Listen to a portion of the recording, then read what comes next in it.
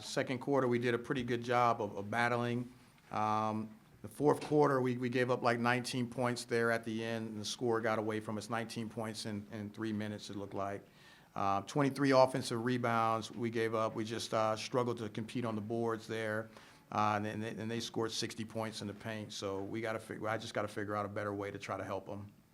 I'll take any questions. All right, we're going to start with Anish from the Daily Orange. Yeah, Coach, just on those defensive issues which you just talked about, what do you think happened with the zone trying to cover some of those three-point shots that they hit early? And then what do you think happened in the paint that allowed players like Liz Dixon to have a lot of easy looks? Yeah, I mean, obviously they're a good team, and they did a really good job of moving the ball. They distorted our zone a little bit.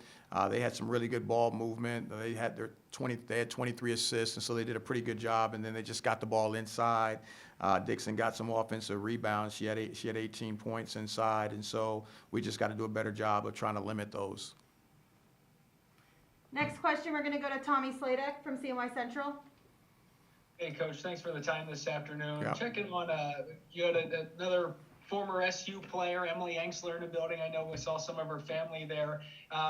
Is it strange seeing some of these former players on other teams? It is, but it is what it is. A lot of our players did transfer in conference play, and that was something maybe 3 years ago they really even couldn't do. And so I think that's just going to be the new normal. A lot of teams are going to be playing their former players in conference, and so we're doing that. Next question, we're going to go to Alex Serena from the Daily Orange. Hey, Coach, you kind of touched on this when you brought up the second quarter numbers compared to the numbers in the fourth quarter. But can you just talk about kind of what was working early on that may not have translated over to the second half offensively? Yeah, I thought that we were sharing the ball a little bit better. We were controlling the tempo a little bit better in the first quarter. They were really outrunning, and that was their goal, is to get out and try to run us and try to put pressure on us in transition. And they did a good job, and so I thought we did a better job in the second quarter of getting back and stopping them from scoring in transition and make them score in the half court. If you joined late, please use the raise hand feature to ask questions for Coach Read. Okay, we're going to go back to Anish. Yeah, Coach. So just with the defense, like you said, just defending inside in the paint. How do you think that Alacia was able to do that for a part of the game, and Christiana helping inside as well? How did they both succeeded for a little bit, but then had some struggles as well? Yeah, it's tough. I mean, they just continue to bring bodies off the bench. Like I said, Dixon, 6'5", she was a McDonald's All-American. They're bringing off the bench, and we had some trouble in there. But Alacia is in there fighting every day. I don't have a problem with her at all. She's probably doing the best job that she can in the situation that she's in, and she never complains about it. She just continues to play, and so I'm always proud of her competitive spirit inside.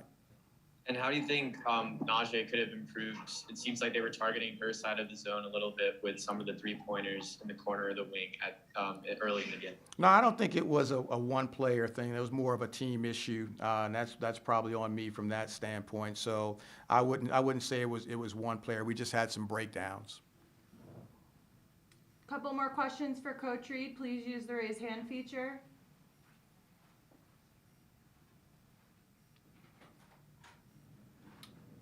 Alex, do you have another question, or is that still up? Yeah, no, I have another question. Yeah, you can go. We'll finish with you.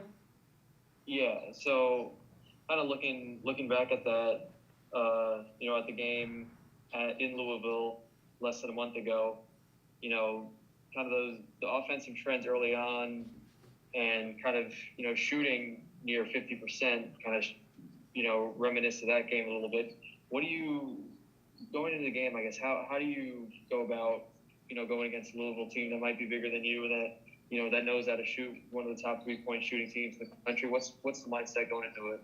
Yeah, I mean, you just got to really be able to cover their players. They've got some really good players inside and out, and so I thought in spurts we did a pretty good job. But again, transition points, they're scoring a lot of points, second chance points. They had 32. It's kind of tough for us to combat that. 32 points, second chance points, and then 60 points in the paint. So I've got to figure out a better way to try to help us inside.